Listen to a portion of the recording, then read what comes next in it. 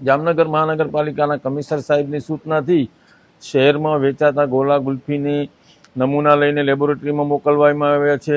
તદુપરાંત શહેરની આઈસ ફેક્ટરીઓમાં સતત પાણીમાં ક્લોરિનેશન જળવાય એ માટેની પણ કાર્યવાહી અને તકેદારી ફૂડ શાખા દ્વારા અત્યારે લેવામાં આવી રહી છે।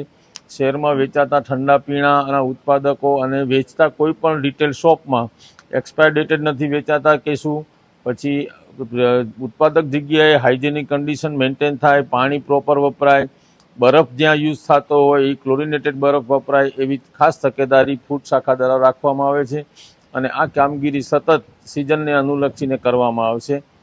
ઉપરાંત લૂઝ વોટર વેચતા ઉત્પાદકોને ત્યાંથી પણ પાણી યોગ્ય રીતે ક્લોરિનેટેડ વાપરીને જ બનાવવામાં આવે છે, એનું જે પીવાલાયક પાણી, એની પણ તપાસગીરી અત્યારે કામગીરી ચાલુ જ છે અને સિઝનને અનુલક્ષીને આ કામગીરી ચાલુ રાખવામાં આવશે।